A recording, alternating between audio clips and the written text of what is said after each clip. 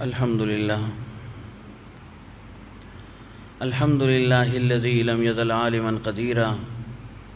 حيا قيوما سميعا بصيرا،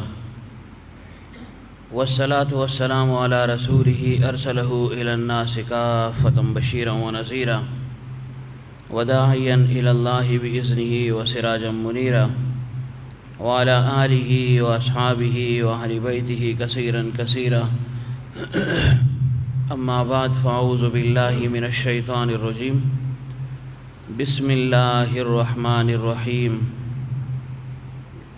يا أيها الذين آمنوا اتقوا الله وقولوا قولا سديدا. وقال الله تعالى: يا أيها الذين آمنوا اتقوا الله حق تقاته ولا تموتن إلا وأنتم مسلمون. وقال عليه الصلاة والسلام: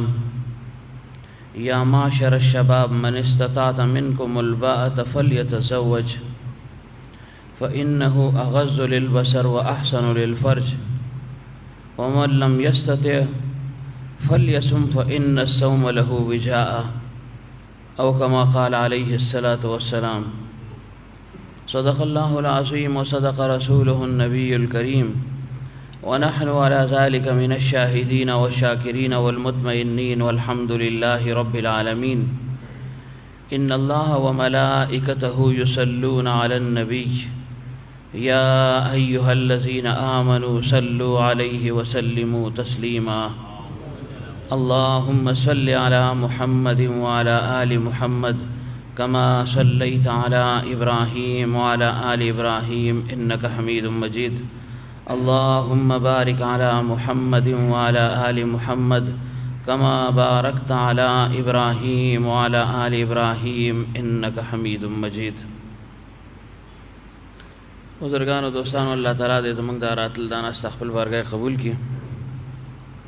الله تعالیٰ دې زمونږ د ټولو کامل اصلاح وکړي. او اصلاح وایي څه ته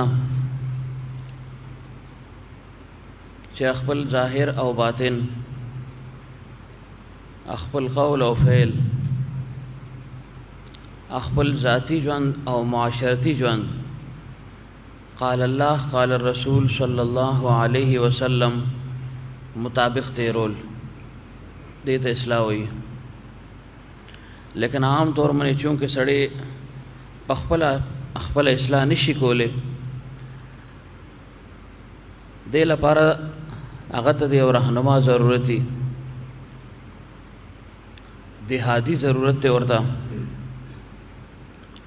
چې کوم د رهنمایي کوي او په مخه د دا ژوند د الله تعالی د احکاماتو مطابق تیریږي. چونکې دا یو اوږده سلسله ده، د الله تعالی عادت داسې دی چې هر انسان د بل محتاج دی، او هر یو انسان عمومي طور باندې د بل محتاج دی، د بل د رهنمایۍ نه بغیر دی خپل ژوند نشي تیرولی. او بیا د ژوند کې چې د کوم ظاهري امور دي، دنیادارۍ سره کوم تعلق دی، کوم خبرو، هغې کې هم دته د رهنما او د رهبر ضرورت پرېوځي. او چې کوم باطني معامله ده، یقینا هغې کې خو بدرجه اولاد ته د رهنما او یو د هادي د هغه ضرورت پرېوځي. په دغه وجه الله تعالی انسان پیدا که، دا کائنات الله تعالی پیدا که، د دې تخلیق وجود کې راغی، نو الله تعالی د انسان د هدایت لپاره، رهنمایۍ لپاره، خپل د معرفت د حصول لپاره انبیاء کرام علیهم الصلاۃ والسلام یو اوږده سلسله شروع کړله، کوم چې آدم علیه السلام نه شروع شلله او پیغمبر عربي محمد رسول الله صلی الله علیه و آله وسلم په ذات مبارک باندې ختم شلله. نو دینه دا معلومه شلله چې انسان خپل اصلاح په خپل نشي کولی، کاغه یو دنیاوی معاملې بیا هم د محتاج دی، او که دیني وي نو یقینا د کې دی محتاج دی.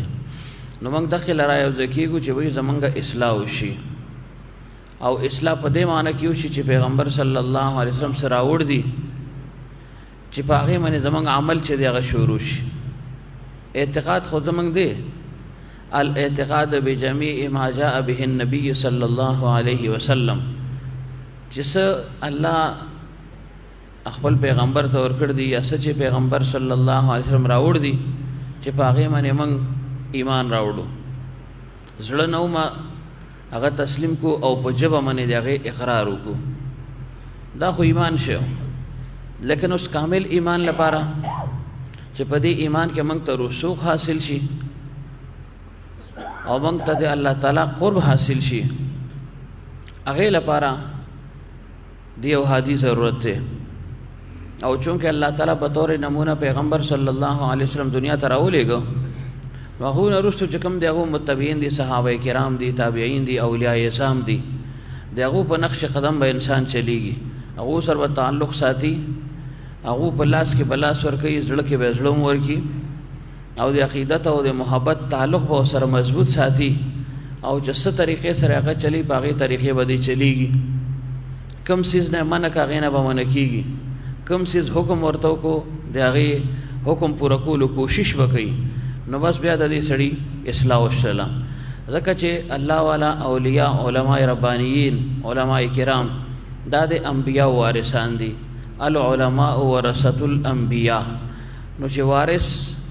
ته هر هغه شی کوم چې مورث نه پاتې شو دا وارث ته بیا منتقل کېږي. نو وګورئ پیغمبر صلی الله علیه وسلم متعلق یو ځل امام شافعي رحمت الله علیه غالبا هغو نه چا تپوس وکړو چې تاسو وایئ چې قرآن پاک باندې عمل کوئ، قرآن پاک کې هره خبره لیکلې شوې ده او د پیغمبر صلی الله علیه وسلم هر یو فرمان دی کې موجود دی، نو کوم ځای کې موجود دی؟ یعنی اجمالا خو موجود دی، تفصیلا نشته، یا بعض داسې څیزونه دي چې براه راست قرآن پاک کې د هغې ذکر نشته، حدیث پاک کې د هغې ذکر دی. نو امام شافعي رحمت الله علیه فرمایل دا آیت ورته وایي چې دې نه دا ثابتېږي چې د پیغمبر صلی الله علیه وسلم د هر خبرې اطاعت موږ باندې لازم دی، کومې نه چې موږ منې کړو هغې نه منع کېدل لازم دی، او کوم حکم چې وشو د هغې پوره کول لازم او ضروري دی. او هغه څه دی ما آتاکم الرسول فخذوه وما نهاکم عنه فانتهوا. ای زما حبیب صلی الله علیه وسلم د خلکو ته ووایه ما آتاکم الرسول، څه حکم چې تاسو ته پیغمبر راکړي څه درته ووایي فخذوه هغه په مضبوطۍ باندې ونیسئ، وما نهاکم عنه فانتهوا او کوم نه چې منع کړی هغې نه منع شئ. نو علی هذا القیاس په دې باندې قیاس کوي، دې ترتیب سره ترتیبوار سلسلهوار په هر وخت کې چې کوم علما راغل دي، صحابه کرامو تابعینو دا خلک راتلل، نو دو خپل امت ته خپل ډلې ته خپل متعلقینو ته دغه حکم کړ دی چې وایي د الله تعالی دا حکم دی او د پیغمبر صلی الله علیه وسلم په ذریعه باندې دا حکم نازل شوی دی چې دا کارونه به کوئ او دې کارونه به ځان ساتئ. نو که اوس نافرماني څوک کوي، حکم عدولي کوي، نو معلومه شوه چې دی د اصلاح طالب نه دی، د ده پر زړه کې هسې یو خاکه غوندې ده چې زما اصلاح وشي، لیکن حقیقت کې دی د اصلاح متمني نه دی. که چېرته وی نو ده به د شیخ خبره منله، ده به د استاد خبره منله، ده به د عالم خبره منله، ده به د عالم رباني خبره منله چې وایي دا خبره ما ته وشلله، مجموعي طور باندې ټولو ته وشلله. د پیغمبر صلی الله علیه وسلم پیغام ټولې دنیا لپاره و، بیا مخصوص پکې مسلمان شه، لیکن و ټولو لپاره. او دغه شان د شیخ دا کلام چې د عالم دا وینا چې دا ټولو لپاره عموما، لیکن بیا زیات هغه خلک چې کوم هغه سره تړلي شوي، هغه سره د نږدې تعلق را ساتي، نو هغو لپاره دا خبره بیا انتهایی اهم او لازم او ضروري شي چې شیخ دا حکم کړ دی، دې باندې بیا عمل کوو، دې خبرې نه منې کړو، دې باندې به موږ سختۍ سره عمل کوو او ځان به ترې ساتو، د دې خبرې د کولو حکم یې کړ دی، د دې د پوره کولو کوشش به کوو. نو بیا خو واقعتا د اصلاح وشلله او د اصلاح کوشش د جاری دی او دا کوشش د کامیاب او بارآور وماشه. او کنه چې کوم ځای کې مزاج خلاف مزاج خبره راغله، هلته د شیخ خبره ونه منله، کوم ځای کې چې مزاج موافقت او د شیخ خبره ومنله، نو گویا دی هغه شیخ ځان ته تابع کوي، دی خپل رهنما او هادي ځان ته تابع کوي، نو د دې کس به اصلاح ونه شي. نو موږ باندې به مختلف حالات پیش کېږي، مختلف حالات به موږ باندې راځي، څه به موافقي زموږ د مزاج موافق وي او عموما زموږ د مزاج مخالف خبرې به ډېري، او چې هغه وخت به زمونږ د ایمان بیا پته لګي، هغه وخت به زما د اصلاح پته لګي، یا چې زه د اصلاح کوشش کوم یا نه. زما یو ځای سره تعلق دی، د هغه ځای او د هغه نسبت زلاج ساتم یا نه. د الله او د هغه رسول صلی الله علیه وسلم د حکم منلو والا زیم کنه. آیا زه الله راضي کوم، دغه پیغمبر راضي کوم، که زه مخلوق راضي کوم؟ دغه وخت بیا د انسان د ایمان بیا پته لګي.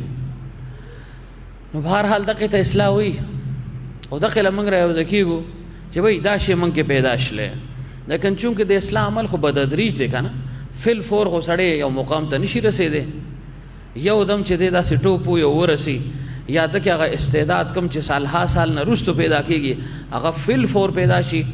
دا ممکنه ضرور ده لیکن مشکل انتهایی ده. نو په دې وجه صحبت کې راتلل دا لازم کړی شل چې وای صحبت کې مسلسل راځي، که غلطی ده نه کیږي خو صحبت پرېدا ما د شیخ ډانډه پر تزان تیار کا که چرته غلطی ده نو شي هغه د سرزنه شو کو تنبیه ته وکړه چې دې کې خطا شللې غلط شللې دا څه نو پکار او دې بیا ومني چې او دې مان غلطي وشلله. نو بیا خو بس گزاره وشي، بیا خو د اصلاح د عمل جاری شي. لیکن که شیخ ته دا پته چې به دې غلط او ما کوي او کوینا ورته کوم هغه قبلی یو معنا، نو بیا بس اصلاح وشي.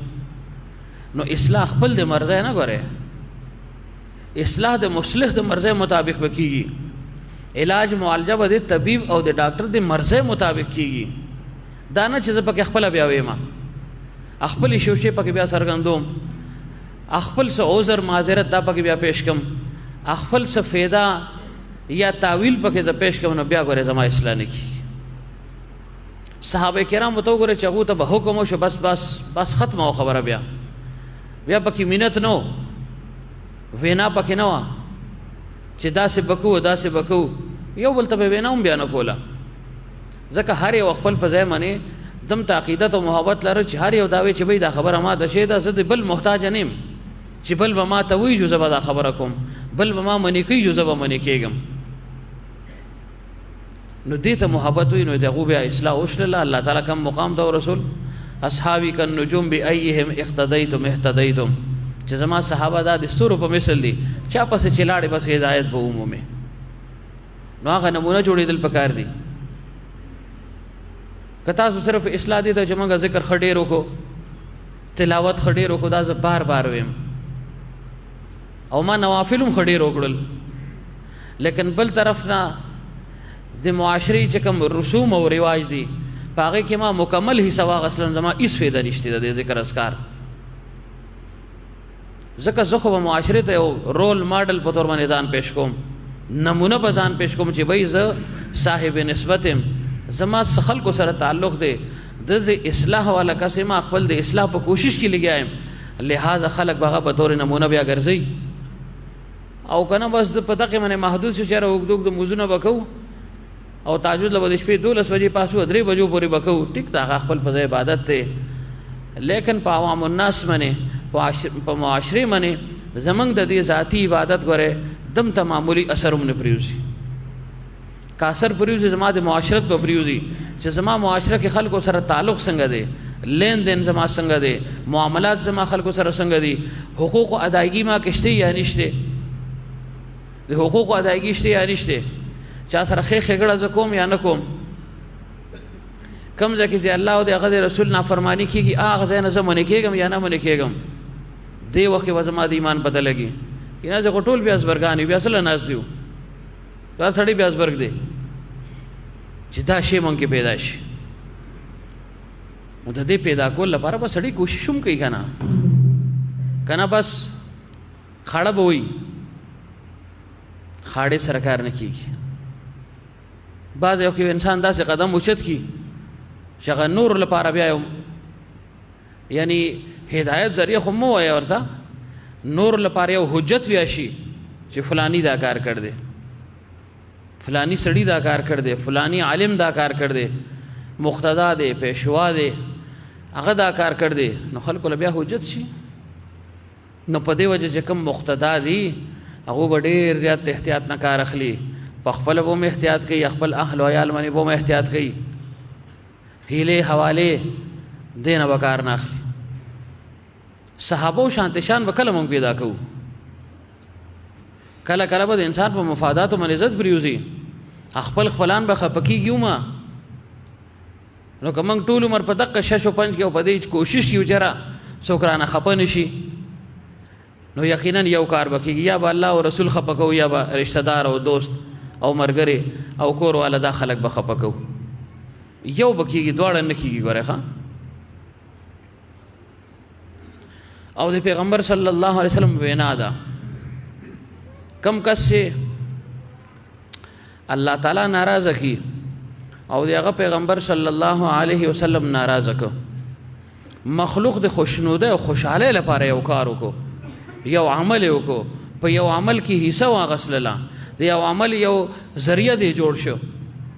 د هغه مددگار ثابت شو، نو دا د الله تعالی وعده د خپل د حبیب صلی الله علیه وسلم په ذریعہ باندې دا اطلاع راکړ دا چې مرګ نه مخکې به الله تعالی داسې اسباب پیدا کی دا کم خلق چې د خوشاله او دوبته ناراضه شي، نو الله او رسول هم ناراضه کو، مخلوق هم ناراضه شي. حالانکه وختي لغونته سختی دا غره دم ته ډیره نی، لغونته بس لغونته 2-3 غنټو یوې ورځې د 2 ورځو تکلیفي، لیکن موږ هغه ته ټینګ نه کوو. او یا پیغمبر صلی الله علیه وسلم فرمایل کہ او کس مخلوق سے کم دے ناراض کی دے اللہ تعالی رضامند ہے او دے پیغمبر صلی اللہ علیہ وسلم رضامند ہے لپاره، مخلوق خپک، رشتہ دار خپک، دوست خپک، قوم قبیله خاندان دای خپکړل، نو وی فرمایل چې مرګ نه مخکې به الله تعالی داسې اسباب پیدا کی چې دغه خپه خلق به سره رضا شي. نو دواړه سيزونه ورته حاصل شل، هم خرمه هم ثواب، الله او رسول هم رضا شه او مخلوق هم رضا شه. او چې کله نافرمانی سړی کوي نو وختي طور باندې مخلوق خو رضا شه، لیکن انتهاء نتیجتن دا مخلوق به مدنه ناراضه لاړ، نو د تر پسې شي په لاس راغی. سوچ په دې باندې لګو کوي. موږ به دا اتباع کله کوو، موږ به دا خبره کله منو.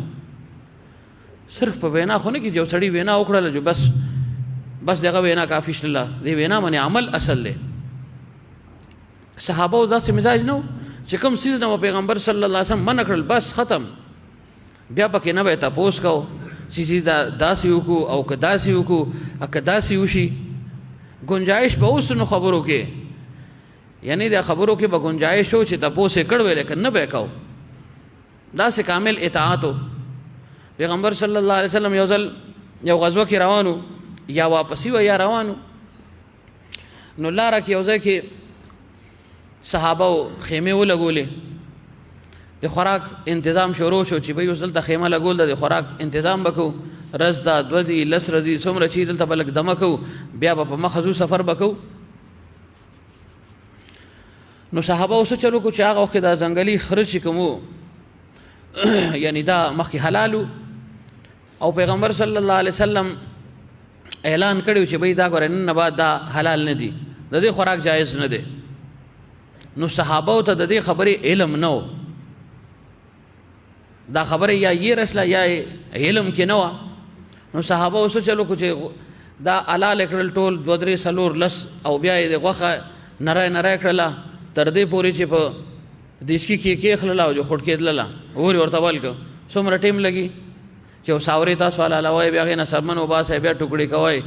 بیا بالکل وینځه تیار کړي، بیا په خول تکې سو ټیم بلګي، घंटा 2 خو لازمن لګي کنه که ډیر سوکتیز کسي قصابیان عموما د معاملې کې تیز 2 غنټه خو غوما لګي چې بالکل ټک ټک کی صفات ودرګي. او چې کله هغه په خول لکې خلل نو پیغمبر صلی الله علیه وسلم تاسو کو چې بای دا تاسو څه شی باندې کړ دی، وی دا هم غوخه باندې کړ دا وسی شي، وی دا موږ حلال کړ دی کنه. پیغمبر صلی الله علیه وسلم فرمایلی ان لله و انا الیه راجعون، دا تاسو چلو کو، تاسو ما حکم نه دی اورې دا ما منع کړ دی چې دا حرام دی د خوراک. نو صحابه دا ویل چې یا رسول الله صلی الله علیه وسلم موږ د پته نه و، اوس دا خورو کو نه خورو، اوس خو جواسه په خشه دا موږ باندې کړ دا ځان ستړي کو، نو کو گنجائش چې دا استعمال کو نه دغه تاسو بیا نه دی کړي، او بس جو غر شو جو روان ټول جو تو کړل ټول انډه واړولې، خبره ختم شله. کینه هغه به تاسو کړیو کنه کله چې شراب منشل بتدریج یو حکم را روانو، بتدریج رو رو رو رو رو رو چېرې فل فور کو دوی ته حکم کو مشکله وشي ورته نورورو د هغې قباحت بیان که چې تاسو دا شراب څکئ دا ښه شی نه دی دې سره د انسان عقل چې کوم دی هغه زایل شي انسان بیا په خبره منې نه پوهېږي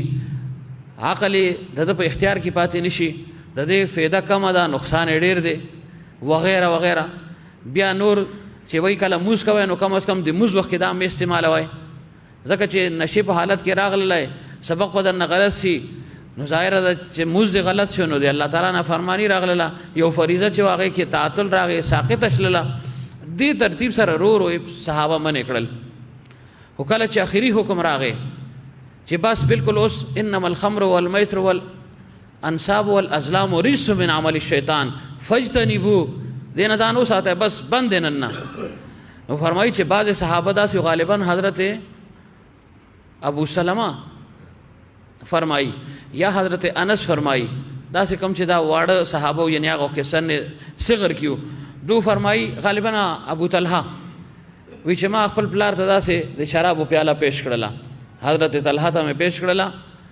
او وی چې بار منادي شله د مدینې منورې صلی الله علیه وسلم په ګلو کې او کوڅو کې چې خلکو خبردار شه بس نن نه شراب مکمل بندي حرام شل بس اوس هغه معمولی به هم نه استعمالوي بس کوي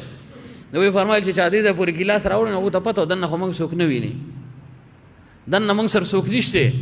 لیکن د پیغمبر صلی الله علیه وسلم داسې اطاعت داسې عقیدت او محبت و چې فی الفور د خلې نه لر که جوړ ته غدار که جامونه خلې نه لر کړل او تر دې پورې چې د مدینې منورې صلی الله علیه وسلم په ګلو کوڅو کې چې دا شراب یې واړل د اوبو په طور به هغوی استعمالول لکه موږ چې اوبه څکو دغه شانتې نو څو ورځو پورې د مدینې منورې صلی الله علیه وسلم دا کوڅې چې وي په دې کې به دا شراب بهېدل لکه باران چې وشي او سیلاب چې راشي داسې تابعداري کړده نو که دغه وخت کې د صحابه ویل چې یا رسول الله صلی الله علیه وسلم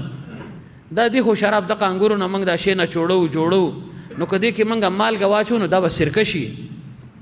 د دې هغه ماهیت د شراب هغه به ختم شي دې نه به سرکه جوړه شي نو داسې ونکړو یقینا که تپوس یې کړی او پیغمبر صلی الله علیه وسلم په دې باندې غور کړی کېدای شي اجازت میلاو شوی چې او شراب حرام دي سرکه خو حلاله ده چې د دې ماهیت او کیفیت بدلېږي نو جایز شلله لیکن هغو دا تپوس نه کړو چې ځای جي ورشه تپوس وکړئ چا چرته څومره خمانو بس یې واړول خبره ختمه شلله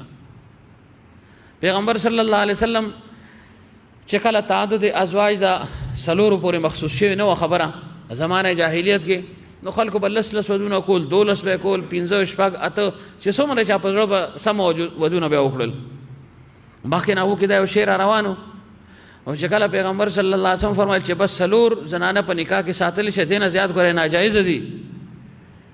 دې نه زیات ناجایزه دي یو صحابي دی د هغه 12 ښځې وې 12 نو هغه ټوله فی الفور طلاق ورکړو چې به ستاسو نکاح کې نشي پاتې کېدی د پیغمبر صلی الله علیه وسلم حکم راغی نو زه تاسو ته دا وایم مفسرین محدثین فرمایي که دې وخت د صحابي تپوس کړی چې یا رسول الله صلی الله علیه وسلم دا خو موږ ومنله چې ستاسو دا حکم دی نو دا حکم خو اوس راغی موږ خو په زړه کې دا نکاحونه کړي دي په زړه کې دا نکاحونه کړي دي او دې زنانونه زموږ الواد دی بالغه دي نابالغه دي ډېر اولاد دي زونه زموږ نو آیا اوس یې هم پرېږدو که نه دا برقرار دي دا تپوس صحابو نه دی کړی بیا چې زه جي تپوس وکړو دا تپوس یې نه دی کړی حضرت عمر رضی الله عنه غالبا د هغو په نکاح کې 15 یا 16 زنانه وې هغه وخت کې بس هغه یوې یا دوو ته فی الفور اطلاع ورکړه چې بس تاسو ما خپل نکاح نه خارج کړلی هغو ډېر جړل وي چې د الله د رسول حکم دی څلور نه زیات موږ ساتلی نشو نو داسې اتباع به موږ کوو هله به کار کېږي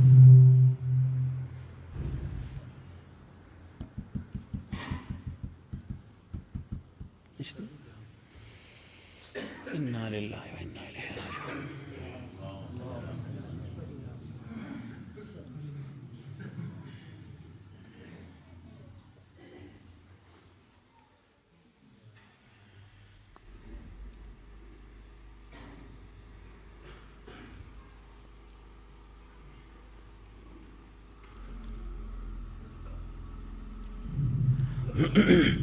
نو عرض مې کو چې دې ته وایي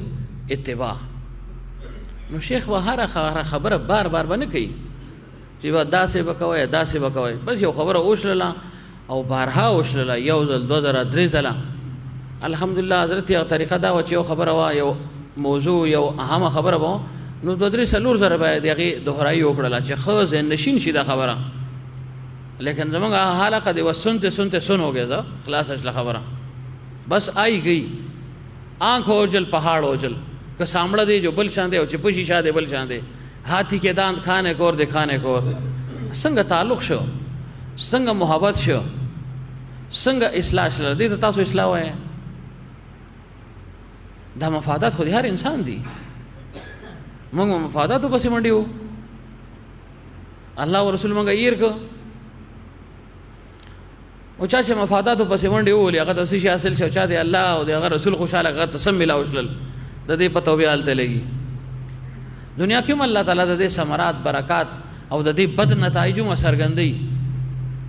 لیکن که دلته څرګند نشي نو آخرت خو نه دی تللی چېرته که نه، هلته به د هر څه پته لګي.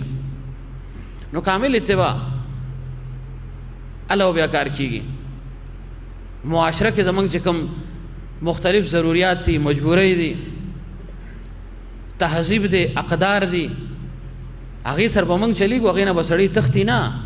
ځکه موږ د معاشرې یو حصه یو. دا معاشره په دې خلکو باندې یوځای کېږي چې خلک خو بس کړل نو معاشره خو ختمه شلله. دغه معاشره کې به سړی پاتې کېږي، د معاشره کې د خلکو سره به سړی تګ راتګ کوي، ناسته ولاړه به کوي، لیکن د حدودو حفاظت سره موږ ته طریقت حد اعتدال ښیي، حفظ حدود موږ ته ښیي. او چې موږ د حدودو حفاظت ونه کړو نو دا څنګه اصلاح شلله؟ دا به اصلاح نه شلله. نو بهرحال الله تعالی زموږ په زړه کې دا یو درد پیدا کړي چې موږ خپل هغه نفسانیت انانیت هغه پرېږدو، بیا به کار کېږي. او که نه څه مفاد ده، دې ته حیران زموږ مفاد څه سوال دا دی.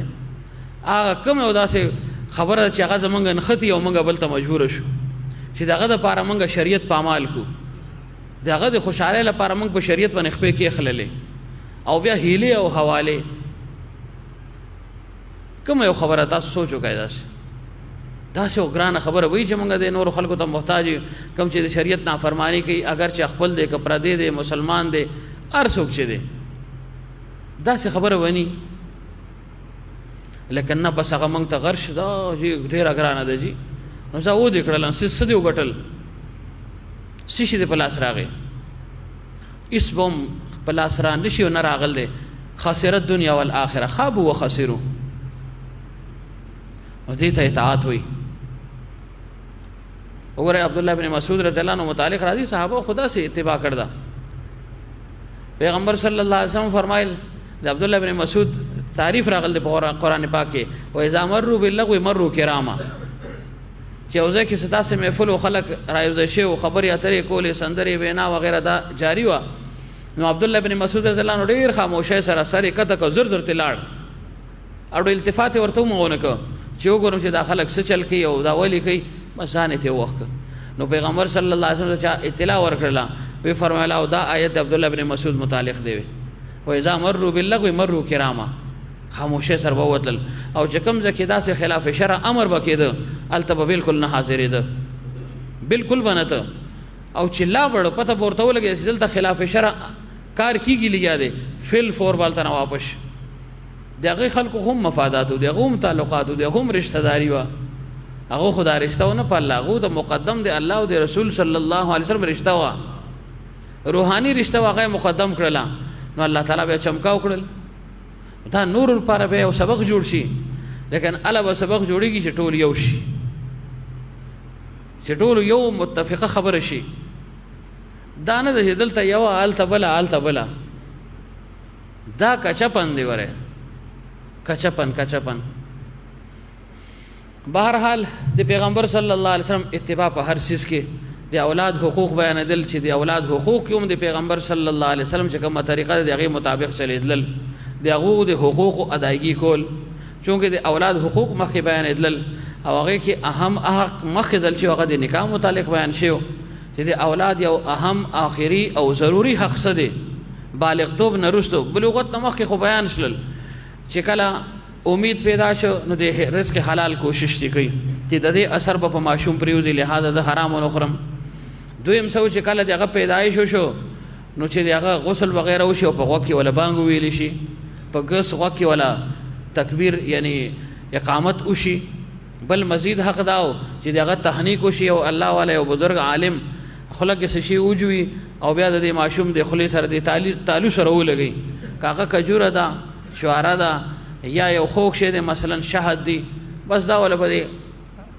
تعلق سره لګي چې ټوله کجوره ول خلک دن نکی جو مړ به کی لګوند دا د برکت لپاره دا دغه یو حق دی. بیا دا چې خو بهترین نوم د ماشوم لکی دی، خسته نوم ولکی دی، خنوم ولکی دی، او هغه نوم چې دغه فعال او مقصد هغه مخره اوزي. نیک فعالی د خپل یو اهمیت ته یو حیثیت ته. د شاه عبدالعزیز محدث دهلوی رحمت الله علیه متعلق راځي دغه په زمانہ کې چا ورته ویجی دلته یو خاندان دی هغه کې ماشومان دي دغه دادا نمونه دي. نو حضرت فرمایل څه نمونه دي؟ ویجی یو دادی یو ماشوم دی دغه نوم دی سبحان الله، بل ماشوم دغه نوم دی بسم الله، دریم ماشوم ویجی دغه نوم دی الحمدلله. بسم الله سبحان الله الحمدلله دا نمونه دي. نو شاه عبدالعزیز محدث دهلوی رحمت الله علیه فرمایل ان قریب دا خاندان به ختم شي. چاویجی دا سه خیسه نمونه دي، الله نوم دی، قدر مشترک خو دی الله نوم دی بګه، او تاسو فرمایي چې دا خاندان به ختم شي. وی فرمایل آو وی فرمایل چې کله تاسو دا وی چې دغه نوم بسم الله سبحان الله او اخیری الحمدلله دی، دا خاندان به خود ختميږي. کله چې واعظ تقریر وغیرہ کین وغه دی الله تعالی حمد و ثنا نه شروع کی او چې کله اختتام کی نو سوی سبحان ربک رب العزه عما یصفون وسلام علی المرسلین والحمد لله رب العالمین. جو بس خبره ختم شي. خدای قدرت او شاه صاحب رحمت الله علیه دا وې تو درې سلور کاله تیر شي کم او بیش په خاندان ختم شي. نو نوم بسړی دې خنوم به دې خو چې فعالیم لک خراوزی اغه نوم به دې نو دا دې ماشوم یو غټ حق دی شغله بخنوم یګدي کنو می خرابې نو هغه په بدل کی. بعض وخت داسې نمونه والدین کې دي یا رشتہ داران چې هغه د شریعت مطابق نه د پیغمبر په نوم باندې نومي، نه د صحابي په نوم، نه د یو ولی په نوم باندې نومي، یو عام غونډې نوم د سمانه مطلب یې نه راوځي. نو داسې نمونه چې کوم دي دا بدلول پکار دي چې معنا او مطلب یې نشته، نو دا نوم بدلول پکار دي کنه. پیغمبر صلی الله علیه وسلم د څومره صحابه او صحابیاتو دغه نمونه بدل کړل. حضرت عمر رضی الله عنه لور نوم عاصیه نافرمانه، وی فرمایل دا نوم ټیک نه دي، د دې نوم جمیله کوي، نوم یې ولا بدل. یا مثلا د بازو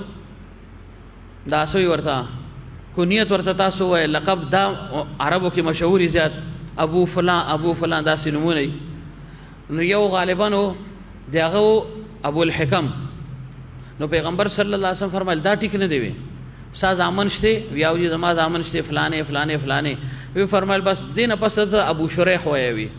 ابو الحکم چې کوم دی دا پرې دی، دا حاکم چې کوم دی هغه الله تعالی دی، ته خو نه. نو په دې وجه دغه کونیت چې کوم هغه بل بدل ک. او دا که شان کې نمونه کې څه کمی به شي نو دا پکار د چې الله والا سره مشوره وکي، عالم سره مشوره وکي زما دا نوم دی او د دې سمانه او مطلب نه راوځي، نو هغه دی ولا بیا بدل کی. بدلول پکاري د دې اثر. سعید ابن المسیب رحمت الله علیه فرمای دغه په خاندان کې دا سختی ډیره وا. سعید ابن المسیب رحمت الله علیه نو چاته پوسو حضرت دا څه وجه دا؟ وی فرمایل زمونږ نیکه چې هغه وخت پیغمبر صلی الله علیه وسلم ته وینا وکړه چې ساده انوم ټیک نه د دې معنا او مطلب صحیح نه راوځي، دا انوم دې بدل کا. نو هغه وخت هغه سستی کو، هغه ویني چې بس ټیک ته د قویدا منګله مور خپل اړه دې اخر کا گنجائش چې زبر دغه اوساتم. نو وی فرمایله غنوم بدل نه کړو، دغه اثر نه پوري زموږ په خاندان کې چلیږي. نو دې سيزونو باندې هم سړی غور او فکر کوي. چانوم فرض کې یا پخپل وي چې مال بدل کړي، نو خنوم ولې خلپ کار دي. حضرت یو ګره څومره نوونه د مرګرو بدل کړ دي. زمنګ دا استاد او مرګره چې راغل دي کنه دي راغله کاری نه نن بیا راغل دي داسې دي. نو سنوم دي ددو مال غنوم زور نو بيرشه او دوی چې زمانوم د ګل زمين پورې ترن ناراضي. نو زه دا نوم بدلول غواړم. او دوی چې حضرت ما ته هغه وخت فرمایلی ولې ما جو سستی وکړله، ما چې دغه بل اسه چلی. نو اوس دوی چې ما ځ خپل دا نوم بدلول غواړم، نو زما سنوم پکار دی. ما سوچ کو چې خدای سنوم ورته وخم. نو ما مخکې سنوم شته یا د زما رور د ما غالبا محمد موسی دی غنوم دی، جمعه محمد یعقوب یا محمد عیسی کوي. نو څنګه نه رسو دوی نو خپل څخه محمد عیسی خان بیا ورته ورک دا نوم ټکی ونه وای. دا مې زکه چې سړیو پیژندې و دروي تاسو چې دی و پیژني. ځکه ډېر ملګري دي هغه ته مخکې د ده نوم بدل شوی دی. ښه ګلزاري صاحب تاسو واورېدل ټولو ملګرو، هغه کاجي خانه ته واورېدل، ټولو ګلاله ته واورېدل. کښېنئ. دا سړی بعض وخت عادت یې که نه د عادت به پرېږدی. سید عالم صاحب راغل دی که نه هغه د هغه بیا درته وایي نو ما دې خو تا سره پاتې کېږي، دا خو له مې عادت شوی معنا د دې عادت بدل که، اوس د دې عادت بدل که، د دې خپل اثر یې کېدای شي کاغذونو کې د دوی دغه نوم پاتې شي، هغه موږ نه وایو. ځکه چې یو سړی نوکري کوي یا مخکې نه شانتي کارت وشو، دا خو اوږده سلسله ده، بدلول یې لږ بیا ګرانې. که عامي کسي نوکري وغیره نه کوي نو هغه نوم بدلول بیا هم آسان دي، لیکن نوکر پیشه لږ ګرانې. لیکن بهرحال عام نوم د ده ګورې دقه دی ښه، چې بل نوم ورته وانخلی. څه نوم یې دی؟ محمد عیسی. صحبان محمود رحمت الله علیه متعلق راځي، دا دی مفتی محمد شفیع صاحب رحمت الله علیه خاص شاګرد او خلیفه، دارالعلوم کراچۍ کې دی مدرس او محدث، بیا حدیث به وي. او د دوی نوم سبحان محمود، سبحان. نو مفتی شفیع صاحب رحمت الله علیه ورته فرمایل ستا دا نوم څه ټیک نه ښکاري ماته، دا بدلول پکار دی، صحبان محمود وکو. نو هغه وی حضرت بالکل چې ته څنګه وایې د دې ته تیار یم، ولې دا نوم لاله پلار یې ښه دی. اوس که پلار ته ویم چې دا نوم مې بدل شو نو هغه به خپوي، او خپو په دې معنی چې عقیدت یې نه شي، نو کیدای شي سزا سې ټکي وي نو ماله به هم غم جوړ شي چېرې دا نوم ما یې ښه دی، دا پکې مفتي صاحب پکې چا راویسته ستا دا نوم بدلوي نو بیا به ماله کار جوړ شي. خلاصه دا شلله ظاهره تاسو سره عقیدت محبت نو بیا به جواب ورکوم، چې جواب ورکوم بیا پلار ما دی. نو که گنجایش شي نو زه خو به خپل نوم د ملګرو منځ کې بدل کړم، لکه دا ما چې اوس وینا وکړله ټولو ته به چې بهی زما نوم نن نه صحبان محمود دی. البته کاغذونو کې د هغه صفات شي په شناختی کارت کې، اروستو چې مقرر اغله بیا به زه بدل کړم چې څو پورې زما پلار ژوندی دی، نو که ستاسو اجازت وي دا نوم د دغه شان دی کاغذونو کې دغه صفات شي. او عام زه به ملګرو په منځ کې خپل دا نوم چې کوم دی دا مشهور کوم چې ما ته دې نوم باندې به تاسو یعنی آواز کوئ دا زما نوم شو، پہچان شو. نو دا نوم یې شو چې کله والد صاحب وفات شو،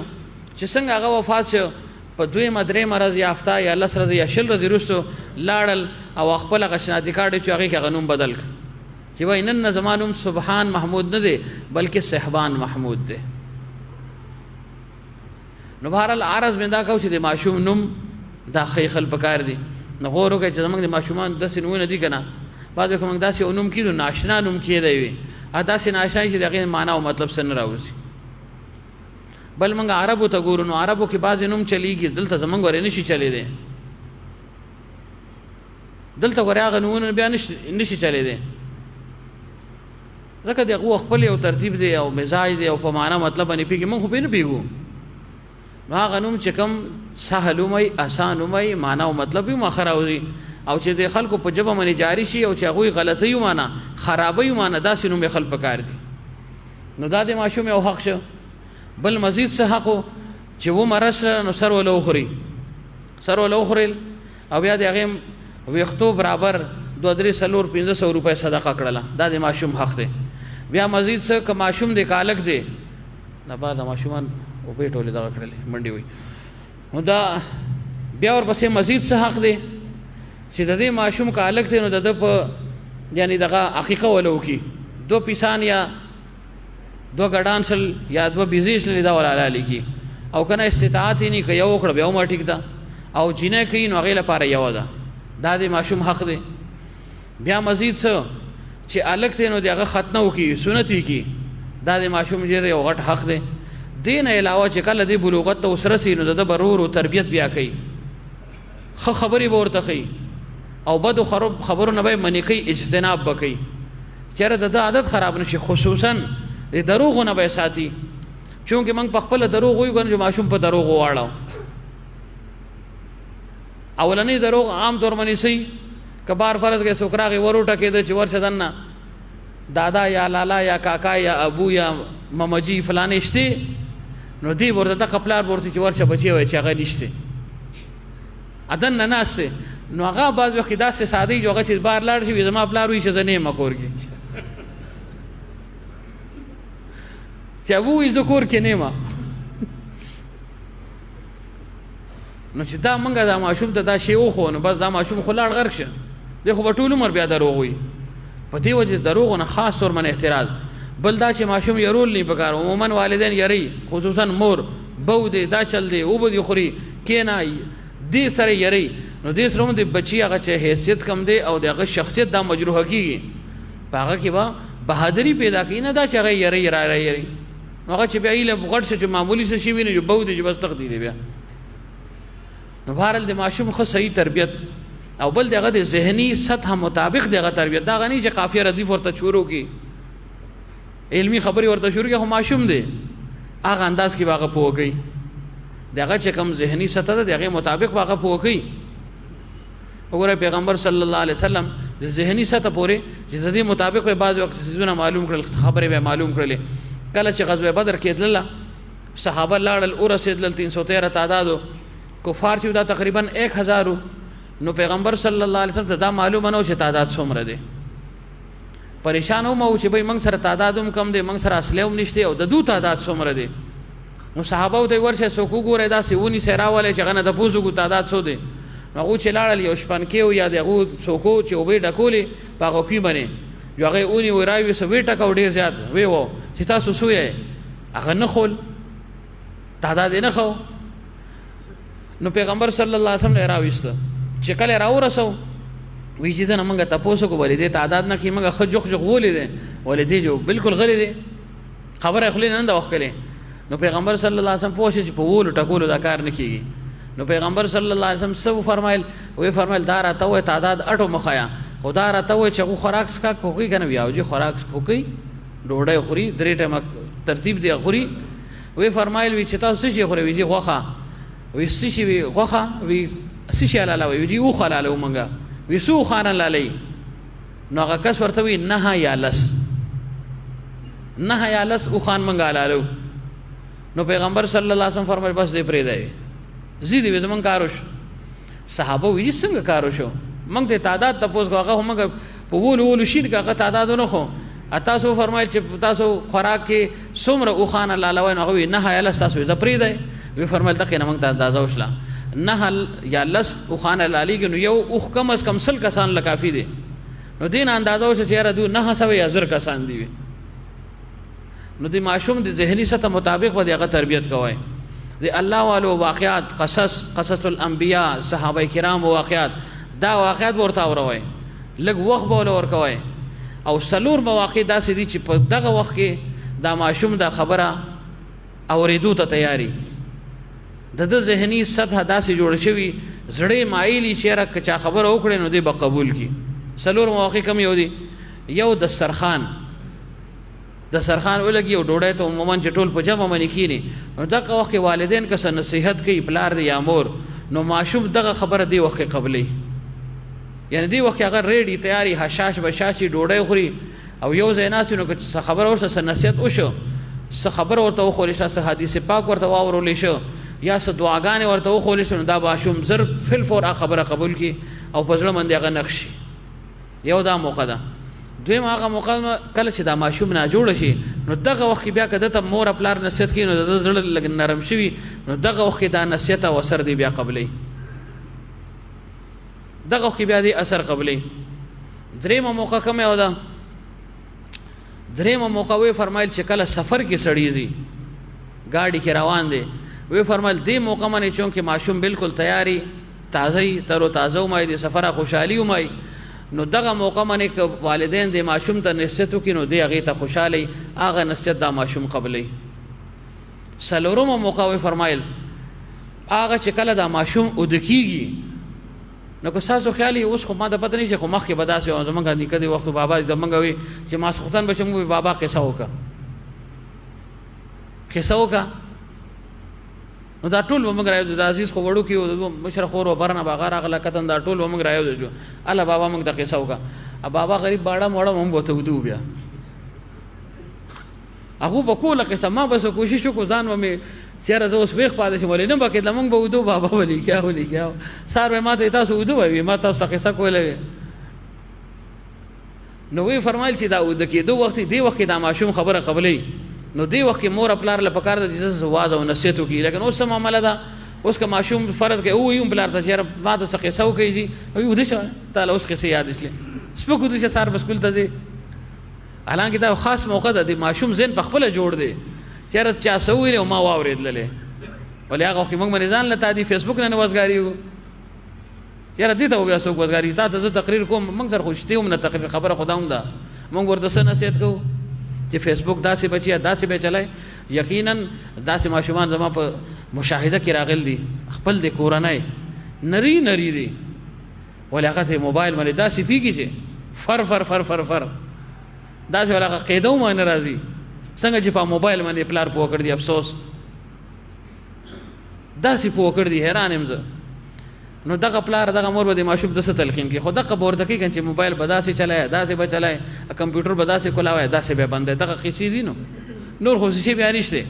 حالانکه دا سلور موخې چې د منی ماشوم خبره اخلي او هغه جذب کوي او د مور پلار خبره دغه په زړه باندې نقشي وره او چې کوم خبره ابتدا کې ماشوم ته خولی شي سلور 5 کالو د په مخه د تربيت کیږي نو دا خبره همیشه د پزړه کې او په ذهن کې وي اگر چې بعض وخت ورستو ماحول بدلو ماشي لیکن د ماحول هغه تبدیلی سره دا خبره د ذهن نه نوځي د ذهن نه دا خبره نوځي مثلا موږ ماشوم ته وي چې زمونږ خالق مالک الله تعالی دی دا قران پاک الله تعالی موږ له دستور عمل دستور حیات را لېګل دی نو ماشوم دی ولیکن اوس هغه ته پته ولګي چې واقعي دا قران پاک زمونږ کتاب دی الله په پیغمبر صلی الله علیه وسلم نازل کړ دی نو د دې هر یو ماشوم تکریم کوي زماغه رواره دی عمر زبیر نو هغه ته ما غره دی قران پاک پراته زما خیال نو زما ودس نو هغه ته مې بچي دا قران شریفونه اوچت کبره شوکت چاچا له اوسه هغه ولاړ دی غلط خبرې داسې معصومه غوندي غلی ولاړ دی لکه دا اوسه کنه ویجی زما ودس رښتې الکه نه بالغ دی و اته کال عمر دی غلس کاله کا لیکن دغه په ذهن کې مدا و چې دا قران پاک ته د دې تعظیم لازم او ضروری دی کینه هغه لګور اجازه ته نابالغ او هغه ما ته چې زما ودست شروع ما ورته ونی چې خیر دی بھائی او تا خوګړ کپڑا کې مې ول ما دا وګوره کپڑے باندې داسې طریقې سر سړی کی دي ادا بیا اوسې مې خو او داس خدي خو او داس کا بیا اوچته ودا خدا شروع نه خبره غواورید لکه نه نو څنګه په لا شعور کې دا خبره کې نه اصله چې با قران پاک تعظیم په موږ باندې لازم دی عمل خو ورپسې درجه ده شروع د دې تعظیم لا یمسه الا المطهرون چې پاک خلق بدا اوچته یا د پاکه په حالت کې بدا اوچته وای نو سه ماشوم دې اوس تاسو اندازه وکای چې ماشوم دې قران پاک ته پروت یا په کرسي باندې یا په کټ باندې اب غیر غونډه راکوشي د قران پاک تعظیم پوهه چې زبر ناسمه قران پاک کته دي حالانکه ماشوم دې هغه یعنی شریعت پیغام نه لاگو کیږي لیکن چونکه والدین یو خبره کور کې کړده جاری شوی ده د ماشوم په ذهن کې دغه خبري اهمیت کې نهست حضرت به واقع بیانول وی دي غالبا یورپ کې امریکا کې یو مسلمانو بار ته تل خپل سنو کرے وغیرہ لا بامري مجبوری لاړل اوس ځوانان خوشاله لپاره زی او هو حال لپاره زی چیرې داسې یو نېشنلټي راته ملاو شي او داسې به ونوم زما او شي چې الګ په امریکا کې دي بیا ورل رښتو ما خرا کوي او ډېرې قصې دي پکې نو بهرحال دې چلته لاړ نو خدای قدرت هغه ماحول لک بدل شو چې بدل شو چې کوم يهودي او عیسایان او هغه سره اهل کتاب سره ناس ولاړه شروع شول ولته خو دې پردې تنظیم شته نه نو یو زنانه سره د تعلق پیدا شو چې کله تعلق پیدا شو نو دوه ورته افرو کو یا غي ورته چې بھئی مونږ واده کوو نو ټیک ته واده به وکړو خو شرط دا دی چې زما پلار ته پته زمون کور کې وینا وکا او ټیک ته زما وینا وکم چې کله لاړ چې دا څه دا واده کول غواړم موږ مسلمانان یو تاسو اهل کتاب زمونږ دا نکاح چې دا روا دی او جایز دی نو هغه یو بالکل په یو شرط به تاسو موږ خپل دالور راکو دا نکاح په یو شرط باندې کوو هغه شرط دی چې ولنې شرط دی چې واپس په پاکستان ته نه ځي نو انما اموالکم اولادکم فتنه کنه پیغمبر صلی الله علیه وسلم فرمایل زنجر زمین دا زما د امت فتنه ده محبت هم الله تعالی پزړه کې خو جو فتنه او ماشاءالله چې کوم سره محبت یې پاکه کې انسان په فتنه کې مبتلا کیږي نو هغه وی بالکل زه تیار یم خو چې دا نکاح وشي پاکستان وځو پریدم دویم شرط ورته دا کې خو چې مور خپل سره په بالکل بایکاټ کې غو سره رابطه و مانه کوي چې ټلیفون هلو هاي السلام علیکم دا شی بني بالکل تیار یم نو سنه سنه دا سیو مو کی نو دا سره رشتہ کې بیا صبر راکاتي دا خو موږ په خلوي چې زنیم دا څنګه ور زمونږ عمل کرتوت بیا خې ګوره دا یاد ساته عمل بیا خې چاو مور خپل سره په تعلق کې کمې راغی او کرانه په دې وجه وګورئ علما ناستي د نکاح چې کوم 3 آیتونه عموما ویل کیږي کنه هغه کې تا نه دي چې د خزې دا حق ادا کا د خزې دا حق دی د مور دا حق دی د پلار دا حق دی د رشتہ دار دا حق دی نه د تقوا لفظ راغل د تقوا یا ایها الناس اتقوا بل ذکر یا ایها الذین آمنوا اتقوا الله او بل ذکر بیا حق تقاته ولا تموتن الا دریو زینو کې تقوا او طهارت د دې حکم شوی دی څه مطلب چې انسان غره اوست یو نوې ژوند ستا شروع کیږي یو نوې مخلوق د کور تر روان دی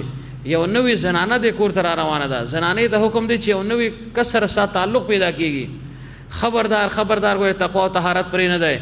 مطلب دا دی هغه نشي دا نوې جنای د کور تر راغله نو هغه نشي ته د دې پوجو غره مور خپل لته ورکې چې ذکر ځای او نه دا چې د مور خپل پوجو شر د غوجو دم تاوري چې خزه دې رد کړله یا ایها الناس اتقوا یاره غره تقوا او طهارت سره غره ژوند به تیروي د حقوق ادایګي سره به وخت تیروي دا مطلب دی نو بار لغله دا خبره یې رسول الله چې وای مور خپل خو ما سره سکړ دي چې مور خپل حضرت فرمایل چې خپل وینه پیس کول دا پیسې دي خو د مور وینه ده کنه په یو کې الله تعالی بدل کړل هغه پیوس کول او دې بیا وی چې مال دانه دی پکار نو دغونه به دوا دی اخلي که خیره او خیره ګوره دا په وینا نه کیږي چې سړی بوې جوړ خیره وکا دوا کې تکلف شته وی جاله چې مال دوا وکي خیرو کې ګوره تکلف نشته وینا نشته په خپل وزيغه د سيزونو ډېر ګوره خیال ساتي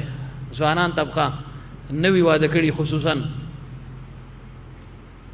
چراغنی مور خپل له الله تور کی ذکر ځای نو بیا په ټول عمر ګوره سرګردانه ګرځي قلبي اطمینان به د کسن الله تعالی ګوره واخلي دا یاد ساتي کی دي شي ظاهر کې په ساسر پرې نه وزي دنیا برقرار ده چخړه ده اولاد دي هر څه لیکن دا قلبي چې کوم اطمینان ده کنه دا به د سرني وردای لیکلې واخلای ځان سره کینی مشاهده په تور باندې تجربه په تور باندې چانه تاسو ما وکي چې چا داسې لاوبالي ژوند تیر کړي نافرمانه کې مور خپل ارتي تلی هغه نه لګ تاسو وکي هغه توبه تایب شي ویني بشر ده تاسو په خپل پته ولګي نو دته وی چې مور خپل سره تعلق نه ساتي د ویجی ټیک تا بیا ورته وی چې کوم ځای کې ته پاتې کې کنه هغه کوارټر به پرې دي دلته به زمنګ سر پاتې کې ګردامات منګ سر به پاتې کېږي کوټه په منګ وي بیغم شته وي اته موږ یو مرګري دلته عالم دی حافظ هم دی او میډیکل ټیکنیشین هم دی د اسد دی مرګري دی یعنی د دوی فیلډ والا دی هغه ته مې سره ساق کوړه موږ رانه غلو ما ته روس بیا پته ولګی چې غال تسخر سر پاتې کیږي لکه دا ولی بل ترګه اسانی ده ما خدای چې اسانی ده بارل پاتې کیدی شي دقل لیکن عام طور باندې مور خپل بسړی نه پریدي هغه د نوکرې پوجالته تل دي چې زمانه نوکری الته د کور والو مرته ده رونو و چیرته الته تل شي پلاری وفات شي د مور چې دغه بیمار ده نو عرض مې دا کو چې هغه ته وی چې وای دې پوری چې په سریش کې په ابتدا کې کم شي کنه دا اگر چې ماحول ډیر بدل شي که انسان ډیروم بدل شي د انتها ته ورسی په فسق او فجور او نافرمانه کې هغه خبره د زړه نه بیا نه وځي نو هغه ته وی چې مور خپل په پرې دي رابطه په پرې دي پاکستان په پرې دي کور په پرې دي د زمنګ خوا کې نږدې وکور اخلي وی بالکل دې ته ما تیار یم بیا ورته دا وی چې ستا خوراک ستا سکاک زمون په مرزه وي ا خوراک یو له خپل د مرزه ک هغه وی بالکل تاسو سوې قوا کوم او چې دا کارو شي چې دا مطالبه ورته کوي بیا ورته اخر کې دا وی یاره که مناسب نو خپل د مذهب پرې دا هغه وی دغه کې به خبر ګوتې نه وایي دغه کې به ګوتې نه وایي مذهب زه مسلمانم استاد اندازه وکړه دا نور خبرې د مسلمانۍ وی نه وی لیکن دا د مسلمانۍ دا جذبه دغه په ځړه کې ابتداء راسخ شوی دا الله اکبر دغه په وخت کې ویل شوی دي نو د اسلام حقانیت دغه مینا محبت دغه سړی په د ځوان په ځړه کې وا هغه مذهب کې بګوتې نه وای مذهب ګوره دقه دی زما اسلام تاسو دغه خپل مذهب نور چې تاسو یې زبکم هغه یې ځټک ته چې دا دم ته منی جو خیر دی سب خو براینا مسلمان دي نو چې ټولې زمونږ وای زمونږ کوي خو جو مسلمان نه دی کنه زور په اون لګاو داسې وخت یې ردنو دې ځوان څه چل کړو چې ابتدا کې خدا قران پاک د دې اهمیت مور خپلار نه اورېدو لګ ډېر سبق ویلیو مو نو کله چې ددا کډه اوچتول ټول سامان د پرې خلتا دا قران شریف د داسې پادغه کې بند کړي او راړ خپل په دې نوې کور کې بره او تاخ کې کېخ الماره کې گویا کې خدا څنګه چې مونږ کیدو بیا کال نه وروسته راوچته هغه کې چېرته قسمت بیدار و یو رمضان کې راوچت کو اکه نه و چې بیا مړي لی راوچته هغه اوس خبرې ختمې شوي دي مخکې به چې یو کور نه تلاوت اواز راته کړ نو دا به علامه و چې دې کور کې مړی شی دی اوس هغه شی ما ختم شو نو دا قرآن شریف د دلته ایښې دا زمانه تېره شله جي دی ټولو خلکو سره د ده تعلق ختم بس دې دی او دغه زنانه ده او بس د دو خاندان دی نو ډېره موده وروسته د دې زنانو دا عادت چې داسې 2-3 میاشتې شي کنجو بس دوی به دا کور بیا صفا کوي دا شی ټکوم هغه ټکوم دوړه ده لوښي وینځم چې کوم اضافي څیزونه وي نو عام طور باندې که دې سړي خو دسته کې غداري که خپلې بیا یې جمع کړي بیا څوک ګوري داسې اشنا غوندې جوغلی ورکړي ښځو کې دا یو کار دی شی ګوره غزاري نه خپل شی کسخا شي که نه خو نه غزارل ورته مرګ دی جمع کوي بیا به څوک وګوري خپل خپلانو کې رور خور یې داسې غریب غوندې ملازه به بیا هغه مني وخلي هم وي پاتې شي د خدای په نوم وي که نه یو د هغې له ورکړي او که د خاوند څه شي ورته غزار کړي یا د بېکاره وي د کار نه و که هغه ورته ستا چې دا بېکاره زما ده دا خو د قیمتي جوړه ده دا به زه فلانی له ورکوم نو بهرحال دې زنانې څه چلو کړو چې د کور صفایي مفایي کوله دې کې 2-3 کلونه تېر شول چې صفایي کوله ټول د کاغذونه ردي مدي دا چې غزار کړل نو یې دې ځای ته راغله دا قرآن شریف اوس دی ایښی دی دې چې راواغسې چې بھئی دا یو کتاب دی خدای خبر څه شی دی زما د خاوند چېرته دا کولاو کړی دی خو چې راوړی دی دغلته پروت دی دا په منونو دوړه پې پرته ده جو هغې څه چلو کړو چې دا نور کچره مچره کې دا کاغذ ماغذ دا هر څه غزار کړل که نه جو دا قرآن پاک په دې کچره کې غزار کړو کته یې غزار کړ کته چې کوم غټ دی کچرې ځای جو هلته یې غزار کړ نو دې چې کله کور ته راغې تپوس مو پسې وکړو چې وکتله کور بلکل صفا سوتره هغه دغه نو هسې د په زړه کې خیال کې دا خبر راغله چې وایي ما قرآن شریف ځان سره راوړی و دې ښځې چېرته هغه نه یې غزار کړي صفایي خو وکړل چېرته هغه پکې نیتلي چې دې المارۍ له لاړ چې څنګه المارۍ کړه چې زړه یو پړق وکړو چې قرآن شریف پکې نشته هغه د مسلمانۍ هغه یعنې هغه جراثیم ورته وایي هغه اثر موجود و چې قرآن شریف کوم ځای کې د هغې ورته کوم قرآن څنګه وایي دا زما مقدس کتاب وایي زموږ په آخري پیغمبر صلی الله علیه وسلم نازل شوی قرآن پاک دی که نه لکه څنګه چې ستاسو تورات دی زبور او انجیل دی وایي ښه وایي ستاسو کتاب و بیا چېرته لاړ وی ما د خو پته نه و تا چېرته راغستی نه و نو ما چېرته دا ردي یو کتاب دی ما خو ما کته په کچره کې غدار کړ ډېران ته مې غدار کړ ده منې چې دا ځمکه اسمان تندور شي جو منډې بره نه 3 4 5 چت نه رامنډې کته دا ښځه اوس څه چل کوي دې چې څنګه دا خبره واورېده دې زر کړکۍ کوله دا سړی ځي چېرته څه چل کوي دی دې منډې کرته چا کچرې له لاړ دا اوس بره نه ورته داسې ګوري په دې کړکۍ کې چې کته دې ورسېده زر ته دا گندگی وغیرہ دا ډیران یو شیر لړکی بل لاندې دا قرآن پاک بند پروت دی د جو زر راوچت کو سینې سره ولګو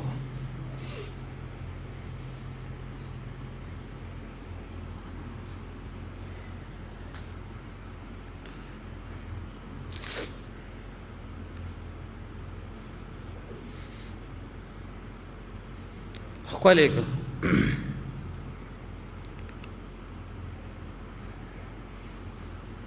ډیر زیاتې وجړل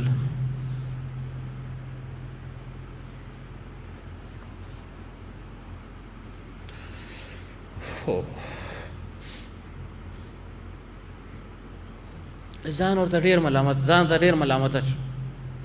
شرمنده شو چې خدایه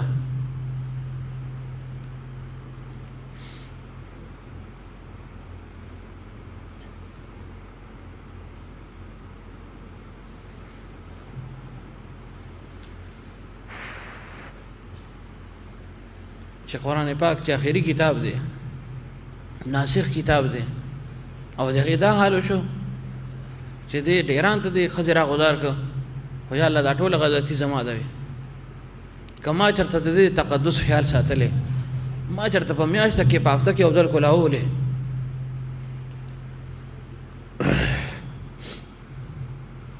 نو دې ښځې باندې به د دې ښه اثر پرېوته چې دا مسلمان دی دا د ده کتاب دی دم ته دې تعظیم کوي د دې تلاوت دی کوي سترګو سره لګي ښکلي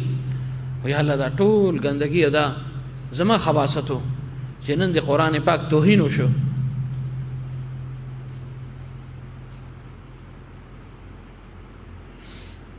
خیر د دا قرآن شریف را اوچت کړو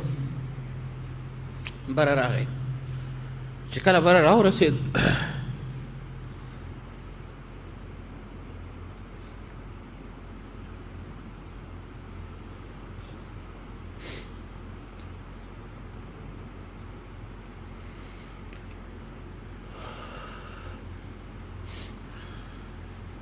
دا ښځه ول زر راورسېده زه په مینت باندې شروع شله ته زه نه یم پوه شوې مونږ خو چې بس تا هر څه بدل شلل ته بس د نوم مسلمان پاتې شلې او بس نور دننه نه عیسایي یا یهودي ولې ما ته نن پته ولګېده چې ستا دې کلام پاک سره دمته مینه او محبت دمته ستا دې سره تعلق والهانه چې په کلونو تا دا نه دي اوچت کړی او چې ما نن کچرې ته خو درکته لاړې او دې ژړل نو معلومیږي چې ستا مینه محبت ګورې دې سره دی او ما سره نشته څه پوه شلم په دې خبره تا به ستا سره زما مینه ده ما مور پرېښلله پلار مې پرېښه وطن مې پرېښه کلی کور خپل ضروریات خواهشات دا مې پرېښلل او نن ما ته پته ولګېده ستا مینه محبت ما سره نشته ستا مینه محبت دې سره ده دې سره نو دې ځای کې بیا اقوال دو شوي دي بعض وایي چې دا دوه واقع دي بعض وایي چې یو واقع ده نو هغه وایي بالکل تا سره مینه محبت دي ورې د قرآن پاک نه مخکې نه ګورې ځکه هر څنګه چې ما خدا کتاب ګورې دا زه داسې ده دې توهین نشم برداشت کولی هغه وایي چې ته د دې توهین نشي برداشت کولی ما پرې د هغې لاړې وې ځه ما دا هر څه پرېښلولې دا ایمان مې نه و پرېښې مسلماني مې نه و پرېښې قرآن پاک مې نه و پرېښې بالکل تتلې شوې او بیا هغې نه وروسته الله تعالی داسې هغه له رشته ورکړه چې د هغه په نسل کې نسلو پورې علما او حفاظ پیدا شول بیا او بله واقعه یا دقې سره مربوط دا ده چې کله د قرآن پاک بره راړه دا زنانه راغله بس د مینت سنت او جو جړه منې پورې کړله د وې ښځې څه چلو شو دی هم جاړي دا هم جاړي څه چل دی اخر ولې بیا ستاسو حق کې کمې شوي د هغې نه کمې شوي خو ستا دې منظر ته مې چې وکتله بس زما زړه نری شوي زما په زړه کې د اسلام حقانیت کېناسته وي وي دا ولې نن پورې خو تا وي چې ته یهودي شه او عیسایي شه او نن زما په دې فعل منې چې زما په قرآن پاک توهین شو زه د مرګ قابل یم چې زه مړ وې او بجای د دې چې زه داسې کیفیت کې ورته وایي چې زه مسلمانېږم وي دا ولې هغې وجه دا وبره نه تا ته ما کتلل وي کله چې تا د قرآن پاک اوچت کړو او د جذباتو دا اظهار دی وکړو د بې قابو شللې نو دقه وکړې تا چې دا قرآن پاک اوچت کړو نو یو رڼا دې نه ما اوچته ولیدله وي چې دا اوچته شله کوم ځای کې چې زه ولاړم په دې کړکۍ کې را دننه شله زما په دې زړه کې چې دننه ونلوزي وي زما کیفیت بدل شوی حالا خدای ته ګورئ چېرته ما بیا ووایي ما مسلمانه کوي چېرته مې بوزه مسلمان مې که هغه وخت کې چې کوم موجود یو عالم رباني هلته موجود و د هغه صحبت ته یې بوتله او الله تعالی د هغې په قسمت کې چونکې ایمان او مسلماني لیکلو هغه مسلمانه شله چې کله مسلمانه شله نو د خاوند ته وایي چې بس اوس ګورې دې دنیا سره زما زړه نه لګي زه چې زما اورېدي ستاسو یو کعبه وماده د مسلمانانو وي ما داسې اورېدي چې مسلمانانو یو کعبه د الله کور ورته وي او د پیغمبر صلی الله علیه وسلم اخیری پیغمبر د هغه یو کلی دی وي مدینه نوم موږ اورېدی وي زه چې زه وي هلته به لاړ شوي نو عرض مې دا کوو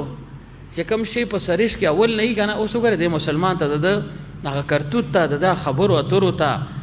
ټولو ته وګورئ لیکن چې شروع کې مور پلار په ذهن کې خبره کېنولو د اسلام او د ایمان او د قرآن پاک اهمیت یې زړه کې کېنولو تر اخره پورې دا وګورئ گویا کفر ته رسېده لیکن بیا د هغې هغه محبت چې هغه دوباره مسلمان که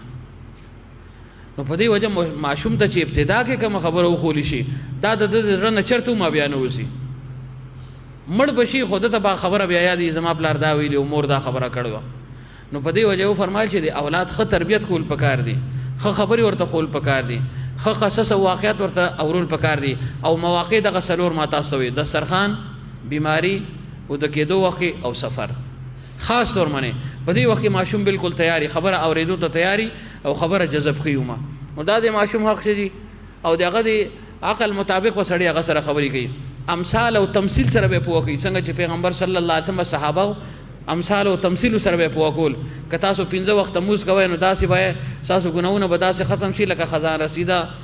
ونه چې د دینه چې د پاڼې رغړي دا څه لپاره چې دوی خپوه شي نو فرمایل دغه شان تاسو هغه په پوه کوي خپل د ماشومان او بل مزید څه حق مزید د حق چې کله هغه بلوغت ته ورسېدل تعالی الله تعالی مال او جایداد هم را کړ دې بلوغت ته ورسېدل یا ونه رسېدل خطبه په خپل اولاد کې د شرع مطابق تقسیم کړي دا حق معنی ارشیو چې شرع مطابق په هغه کې تقسیم کړي دا نه د چې یو لډیره بل لکما جینه له بالکل نشته الک لډبل ډبلا شریعت کې دا نشته ګوره دا خبره په ځړه باندې ولیکای عبادت هم هو دې طرف ته بسوک راځي دا مرګ ته مرګ د مرګ دا ډز دی چې زه لور له عیسی یا خور له عیسی فرض کوي والدین نشته نه جی دا خو توهین دی دا توهین دی وی الله حکم دی ته توهین دی دا د پیغمبر صلی الله علیه وسلم فرمان څو ځله واورېدې شو چې هغه کس خپل اولاد محروم کی وراثت نه محروم کی الله تعالی به دې جنت نه محروم کی دینه وخت وعید صحیح یو انسان لپاره نو د عبادت په کوم ځای باندې لګي دا ګورې نه لګي په ځای چا سر چې څومره حق دی خپل د اولاد هغه دی ولور کی ا دې کې ګوره ایس عار نشته چې خلق بسوي منګه خلق مخې ته کړ دي ځان ته چې خلق بسوي الکه خلق ته خوشاله ک الله خوشاله دی الله حکم دی درته نو زمونږه معاشره کې دا شی دم ته زیات یعنی زهر اثر دی پیدا کړ دی کنه چې زنانه غریبانه نه باوجود د دې چې خواهشي چې ماته سوق داسې د منکه چې هغه ماته فرض کوي یو کانال زمکه ملاویږي الله سمر هغه زنا خلما داسې بسوکی مستغنی هر سړی بوږي چې لس نه چې دولس مرلې ودا ولی کما کړلا لیکن غریبانه نه سني شي ویلې ځکه چلته رونه بیا په کور باندې باندې کنه چې تعالی منګه جامه کو تعالی منګه برخه را لګو لکه دا برخه ته د دې دې سینه دی لګي یا خو سر تعینو کا چې ستا برخه ستا دې سینه را روانه ده نو کم از کم ملازه خو بنی کنه نو ملازه پیو ماشاءالله او شی دی هغه خړ نو هغه له ورک شي تاسو بیا خون خوا کی چې خپل طرف نه سړی یو شی خپل اولاد لور کی لور لور کی خور لور کی نو په یوې جامې باندې موږ دغه حق خړ یا جهیز ولا ما تا واده کې سامان کړ دې بس دغه حق لاړ د دې به تپوس کیږي ور یاد ساتي دې من کله عمل کو چا چې نشي جواب غم دی کنه حضرت یو فرمایلو اشته غم دی نش غم دی وی دا نش خدي جو بیغم خو دې کنده حقوق نه خو بیغم شکنه او چاله چې الله ورکړه هغه په دغه فتنه کې مبتلا شغه د جمع تقسیم کوي چې دم تال تلاړه دم تدل تلاړه ازب سکوم نو دا قبر ته وړي ځان سره او بسي چا وړل ایسوک نه شي وړلې زمونږ په دې پاکستان کې اوس تقریبا داسې یو کال دوه واقع ده پنجاب کې واقع وشله واقع داسې وشله چې یو کس هغه مړ شه خو دنیادارۍ لحاظ سره ښه تکړه سړی و جي مړ شه چې کله مړ شه دغه یعنی غسل وغیرہ وشو کفن وشو او بیا بوته جنازګاه ته نو خلک روان دي چې به دې جنازې له اوس بیو بس د اوس لکه تدفین بکیږي جنازه او تدفین نو چې قتلن یو بوډای خزر روانه ده یو بوډای خزر روانه ده نو هغه د आवाज وکړي چې خلکو ودرېږي وي چې دا بوډای سو خزر ده کې دي چې د رشتہ داري لري نه براغلي چې رزد اخیری وخت کې د مخ وینم بوډای د خیر گزاره وسرو کوي عام طور باندې غیر محرم لپاره خو جایز نه شي دی او سړی مخ ته وګوري او دغه شان سړو لپاره خو بهر هغه بوډای ونه غویر د سر رشتہ دار دا ډیره ضعیفه د کمزوري چې کم زینه براغلی دا کټ لګ کې دغه ماته دا سړی خو وي بس وي زما یو خواهش دی هغه ټول به خپل به جو کټه کې خو لار اجي لار ورکه بوډای لار ورکه چې لار ورکه چې راغل نږدې ودرېدله یو چاوي بوډای ابای ودا سازوي دي رور دي رواره دي نسي دي سوق دي هغه وی اسم نه دی اسم نه دی تا ولې خواهش وکړي چې ما ته وخی هغه وی لک صبر وکړه ما ته وخی جو هغه ته مخ وینم مخ ما ته مخ د لاسونه ما ته وخی وی د لاسونه ما ته وخی ته ابای دا ته سوای وینا نه بس د لاسونه ما ته وخی وی ابای لاسونه خو تشتور دي داسې پراته دي کنه ها بس ما دقه قتل دنه دا ته پوسو کې زما غزمه کې چلاند کړو ځان سره وړل ک پاتش لته دنه لګ دا ته پوسو کوي مخسر د سچل کوم وی ما د لاسونه قتل چې زما حق ته د وړو ځان سره وړو ک پاتش شته او چې اولاد سره دا حق دا ترتیب سوکي کنه ګوره بیا دواګانې نشته چې زه به حق وموم بیا به توقع کوم چې زما اولاد به ما ته دوا وکړي. افسوس کیدی چې هغه اولاد ډېر غیرتي دا جنکۍ ګوره دې معامله کې ډېرې یعنی وفاداري والدینو سره چې هېڅ ورته ومیلاو نه شي بیا به خدای زما پلار وبخي بل کور کې به ناست یاداشت به خپل د پلار او د مور ساتي. په هلکانو کې دا شی نشته په جنکو کې دی او هغه د هغو حق موږ وخوړو. نو صحابه په تدریج اصلاح کېدله. سعد بن وقاص رضی الله عنه آخري صحابي یعنی آخري کې د دوه وصال شوی سن 56 هجری کې د دوه وصال شوی ده. نو وصال نه مخکې یو لوري و صرف یو بس دغه یو اولاد یو. نو سوچ یو کو چې مال خو الله تعالی دم ته مال او جیداد را کړ دي نو یا خدا سے چل کوم ټول دی الله په لار کې ورکوم یا نیم به ورکم یا درې مېسه به ورکم یا جدا سے چل کوم چې درې مېسه کې به وصیت وکم او دا نور به ټول دی جینې لا ورکم ټول به دی جینې لا ورکم. نو چونکه هغه وخت خو هغه موجودو وصال خو رستو شو نو پیغمبر صلی الله علیه وسلم فرمایل ساده دا څه چل غای ویجی دغه یو د وی نور به فرمایل د دې حق دی وی دله به د دې حق ورکی او ستا وصیت په درې مېسه کې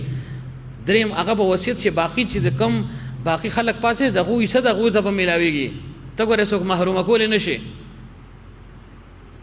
بشیر ابن نعمان یا نعمان غالبا بشیر ابن نعمان د یو صحابي تیر شه دی. نو داسې چلو چې د حضرت نعمان دوه وجونه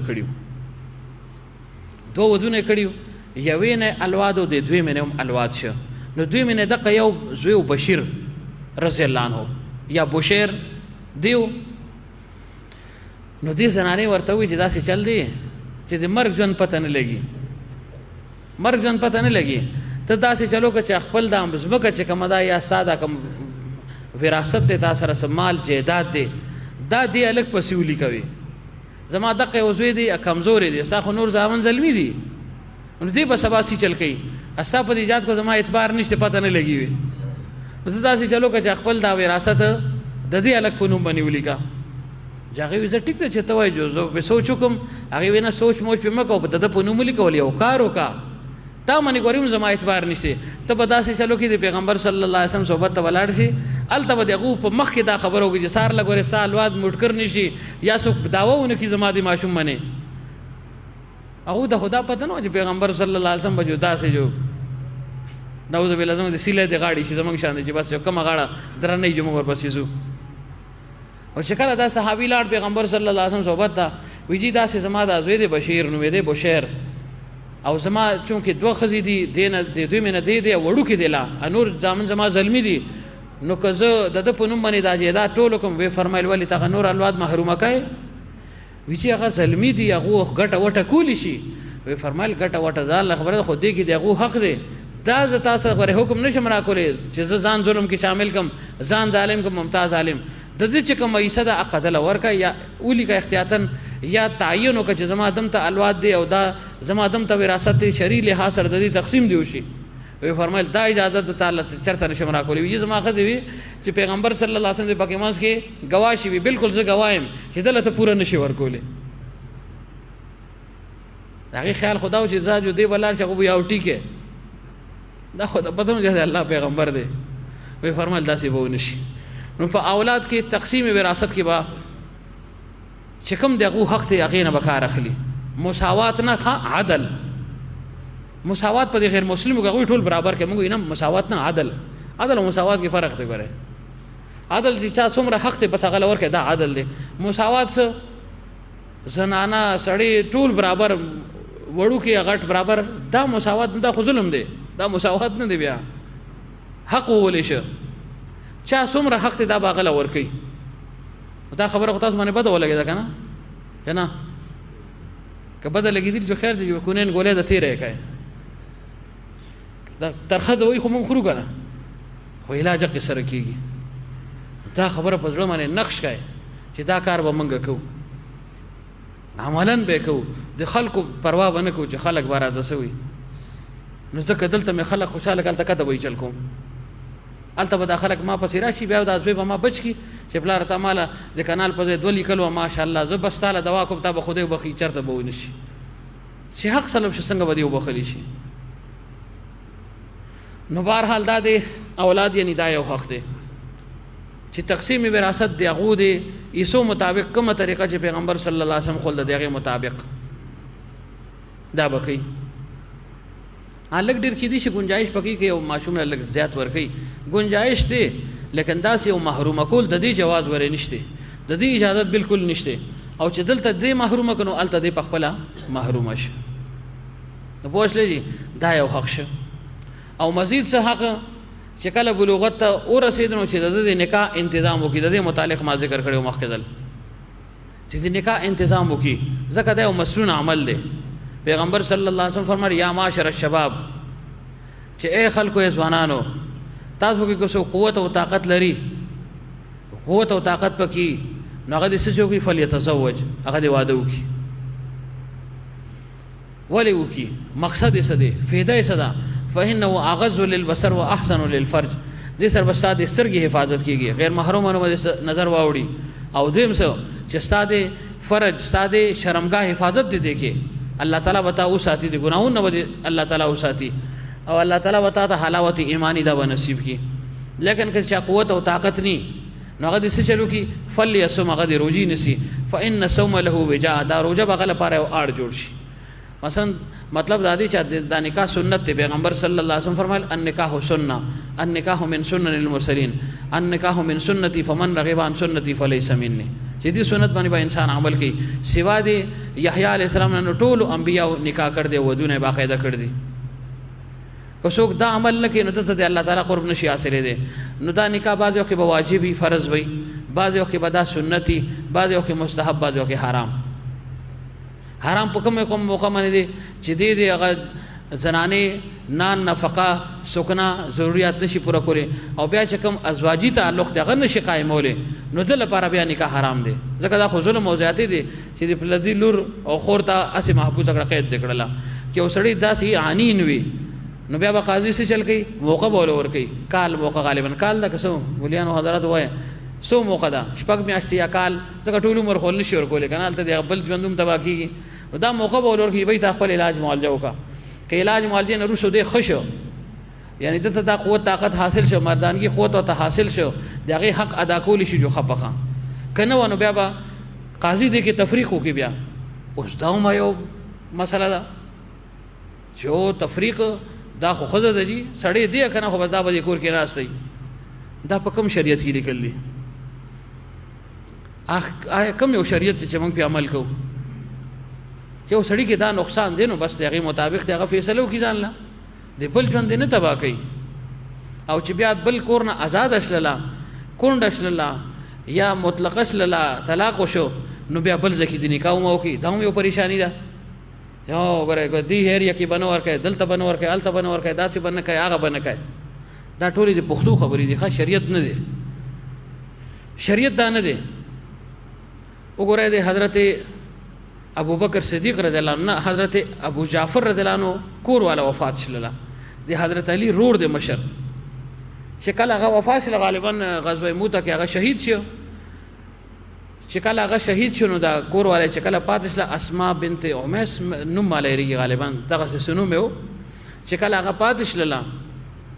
نو صدیق اکبر رضی الله عنه لاړ هغه ته ما سر نکاح وکړ صدیق اکبر رضی الله عنه سر نکاح وکړ چې کله صدیق اکبر رضی الله عنه وصال شو جو علی رضی الله عنه را پاسې دوی سر نکاح کوم کوي وی ټیک ته نو دا شی پکې نو بیا د حضرت علی د حضرت ابوبکر صدیق رضی الله عنه یو زوی عبد الله بن ابي بکر د واده شو عاتقه بنت عمرو بن نوفل سره دا د قریشو غټ خاندانو سردارو د غلور سره واده شو چې کله واده شو نو دا صحابي چې د په طائف کې یعنی دا عبد الله بن ابي بکر د په طائف کې شهید شو د طائف په یعنی محاصره کې او جنگ کې د شهید شو چې کله د شهید شو نو هغه نرسو د حضرت عمر رضی الله عنه رور راخلاص شو زید ابن خطاب هغه وی تما سره واده وکړه جوغه سره واده وکړه چې کله واده وشو نو خدای قدرت دا صحابي چې دا زید ابن سعید دی غالبا جنگ یرموک کوم هغه کې د شهادت وشو یا جنگ موته و زه سیریږم چې کله شهادت ته نصیب شو جوروس حضرت عمر رضی الله عنه فرمایل اے اسماوي کته وغاړي عاتکې نو زه به تا سره نکاح وکم نو حضرت عاتکې سره حضرت عمر نکاح وکړو چا سره نکاح وکړو د حضرت صدیق اکبر انګور سره نو هغه یو بل پسې ټوپک نه راخلې غم خادي نه ختمه کړي تعلق نه ختم کړي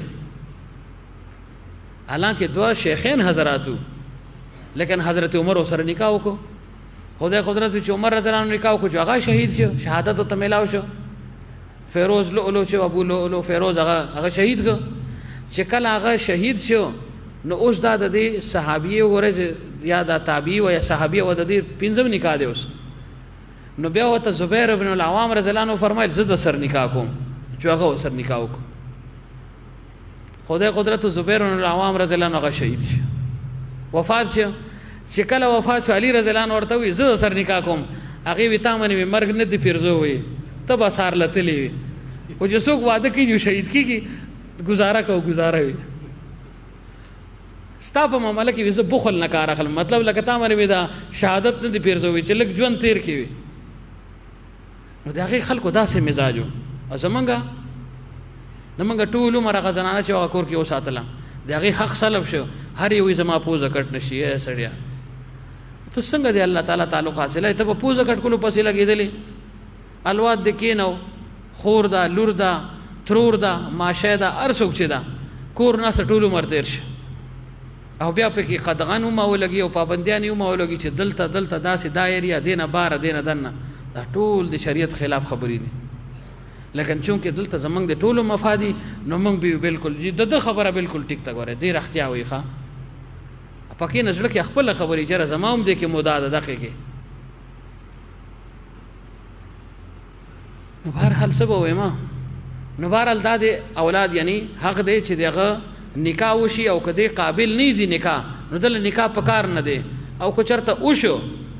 رستو دې مرحله ته ورسې چې دې ازواجی تعلقات نشي قائموله نو قاضي بدل وخت ورکي او وخت نه رستو کوش لخپخه کني دوی کې بیلات ګراولي په زور به وسړي نه ټینګي سړي دا مظلوم او زیاتې دي او بیا مې دا عرض کړیو چې دا فرض دی بادو کې سړي د هر انسان د ضرورت دی پیغمبر صلی الله علیه وسلم فرمایي په دې سنت باندې عمل وکړئ ځکه چې تاسو داسې ځای کې وعده وکړئ تناکحوا وتوالدوا فإني أباهي بكم الأمم چې تاسو داسې ځایونو کې وعده کوئ چې هلته د هغې زنانې ماشومان زیاتې یعنی مخکې خاندان کې ماشومان ډېرې نو داسې ځایونو کې وعده وکړئ ولې وکړئ فإني أباهي بكم الأمم نور امتونو باندې به زه ستاسو په ذریعه باندې فخر کوم چې زما دم ته امتیان زیات دي او فرمایل د دې نکاح اهتمام کوئ ګورئ زموږ سلسله کې دا بزرګ دی بایزید بستامي رحمت الله علیه څومره غټ بزرګو د واده نه وکړي دا سنت پاتې شو نو یو ځل خوب ولیدو خوب یې ولید چې زه جنت ته داخلېږم دا خلک روان دي جنت دروازه کولاویږي جنت کېږي خو چې زه کله دې جنت دروازې ته نږدې شم دروازه بند شي زه حیران شم چې یا الله دا څه چلو شو ما خو دنیا کې ډېر کوشش کړی چې ستا فرمانبردارۍ کې وخت تېر شي او ما زه چې جنت ته نږدې کېږم ور بندېږي نو دوی زه واپس شلم چې واپس شلم نو بیا د خلکو ته ور کولاو شو چې دوی دننه کېږي چې زه ورسره بیا دننه کېږم چې بیا ور ماله بند شي نور خلکو له کولاو ماله بند وی فرمایل درې ځله دا عمل وشو چې خلک زی جو زه سره غلې غوندې دننه شم چېره کېدی شي ما ته مکمل او شي خو چې زه ورسم چې ور بند شي وی زه ډېر حیران او پریشان چې الله دا څه چلو شو وی دې خوب اثناء خوب کې ما دا ولیدل چې جنت تا کم ګیټ دې سره ښي یا ګس طرف ته یو کړکۍ ده غټه او هغې نه پیغمبر عربي صلی الله علیه وسلم خپل سر مبارک بار راوښکه او ما ته وی چې ای بایزیده دلته باریابي هغه کس ته کېږي که نه چې زما په سنت باندې عمل کوي دا جنت په هغه کس ته میلاویږي چې زما د سنتو اهتمام هغه کړي هغه کس په جنت میلاویږي او تا نه زما یو سنت پاتې شوی دی اوسه پورې تا نکاح نه دی کړی وي واده دې نه دی کړی بس بایزید بستامي رحمت الله علیه چې راپیدا شو په جړا شو او بیا مریدین متعلقین ته چې بھائی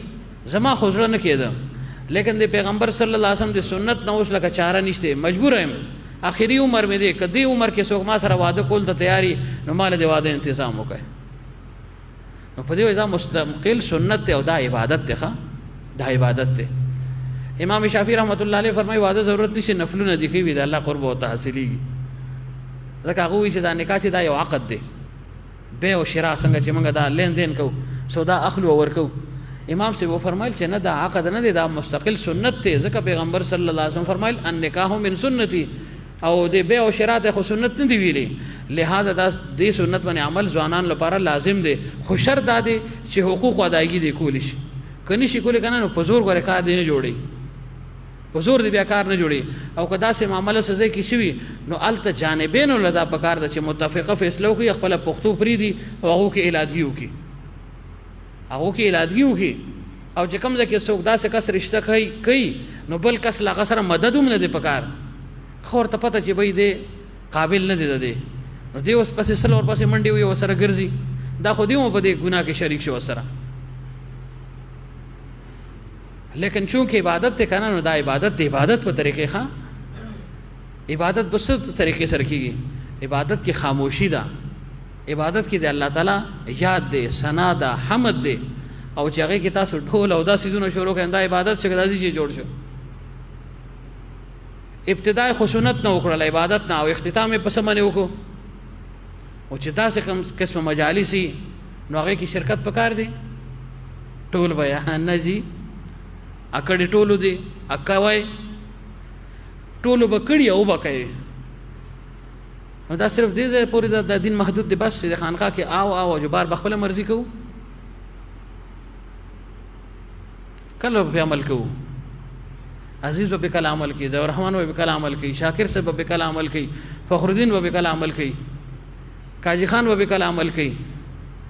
گلزرین صاحب به کله عمل کوي سره د اهل او عیالنا او هیلی حواله باندې کوي چې زه بالکل زه خو نوم او تاسو سوې منو دا ټولې هیلی حواله دي تاسو څه پیغام ورکوي د خلکو له څومره د دې یعنی هغه دغه قباحت بیان شي چې بای دا شی ټیک نه دی سنت مطابق یو عمل وکړه دې کې د ګډاګانو څه ضرورت دی دې کې د سندرو څه ضرورت دی او چې بیا پکې د شرکت هم او کوم نو زه به خلکو ته بیا سوي ما خو مطلب مې دا شي ټیک دی کنه دا زما یو یعنی عملا دعوت ما ورکبل الله چې خیر دا رسوم دي کیږي زه پکې شرکت کوم د دې څه مطلب دی نو چې تاسو مرګري په خپل دې باندې عمل نه کوئ او چې کوم خاص یا نسبت والے او تعلق والے او خلکو دته بیا ګوري ما چې خلکو په نظر کې ومایه نو بیا بچا ته څنګه تلقین وکړي چې ګوره دا کار مکوئ بیا نه شي ویلې اصل نشم ویلې نو په دې وجه ما دې مرګور ته ویل دي چې ماره بره دغه قسم دعوت زاړو خرم نه دی چا که چا کړي کني کړي احتیاط په تور باندې زه نه خورم نن د تبیا وېما مال هیڅ کوم دعوتونه کوي نظر چا دعوت قبولم چې زه په نه خپکهګم تاسو ولې خپکهګای خپکهږي وها کس کنه چیرې ماته جوړونه وي ځکه موږ خو دغه د خېټي وولو د دې وولیو بس یو خو ماته ونه وي وای وې نه وي مرشلم وای ځکه چې دا غلم او نه خړل دا تالی ته زما دا خپې چا پیر نه کړل دا لوګانو دا کړي ما ونه خړل او هو ماته ونه وي نو زه تاسو مارته بالکل مې زبا په دې باندې خوشاله يم 100 روپے بدل انعام راکوم چې شکر دې چې ماته دیونه وي ځکه زمونږ استعداد نشته هغه که انکار وشو نو غلګ ډیره فایده به ما ختم شینو دي نه بهترند چې خاموشي اختیار شي کدا زه خپل عمل نه کوي نو بل په بد عمل باندې مرا وړاوي بل ما مجبور کوي او چې څوک په دې باندې عمل کوي دغه مټي شي هغه سره مرګرتیا وکړي لیکن کله به مرګرتیا کوي شاکر سے کله به کوي کوم موقع باندې به کوي ګلزنی سے بکله کوي کله به کوي تاج الحق بکله کوي فخر الدین بکله کوي عزیز بکله کوي علی هذا القياس دا نور منیر بکله کوي دا ټول دو بکله کوي بټو بکله کوي امیر الحق بکله کوي ګلالا بکله وکي دا خاص موقع نه دا ګوره عام خبره ده دا اند چې خپل لپاره خو بکومه د غیر لپاره بندش نه ټول برابر ادخلوا فی السلم کافه په اسلام کې پورا داخل شه دا نه چې سر دن نه خپې بار خپې دن نه سر بار ټول مکمل داخل شه یا مکمل اسلام په ځان کې راولای بهرحال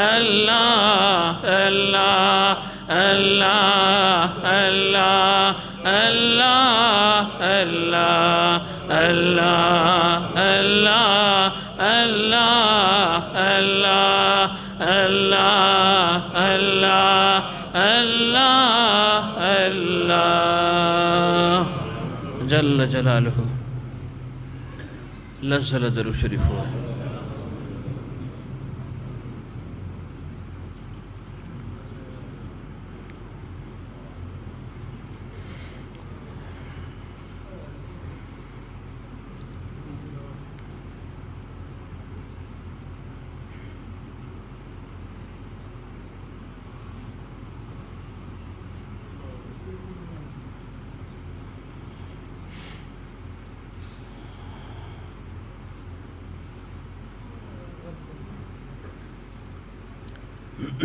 پنځه ځله استغفار وایه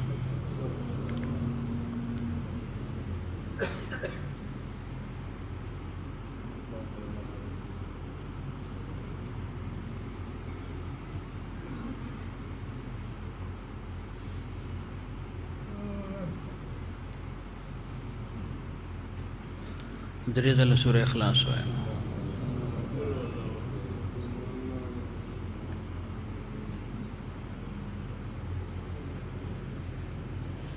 ولم يكن له كفوا احد دعا وکړه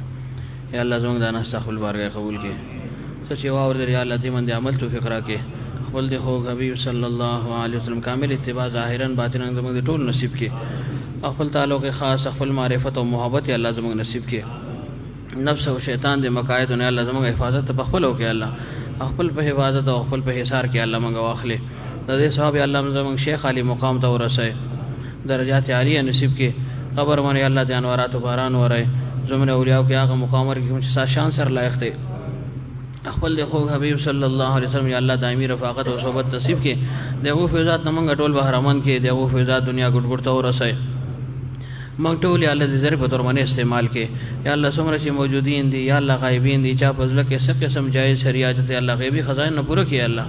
څوک چې پریشان حال دي الله دغه پریشانی ختم کړي څوک چې مخروز دي الله دې قرض یاد هغه صورتونه پیدا کړي څوک چې بیا اولاد دي هغه ته نیک نارینه صالح اولاد ورکړي چې الله اولاد نافرمان دي الله غفور مبردار کړي څوک چې د رښتو په طلب کې دي الله سنت مطابق خرشته ټول ته ورکړي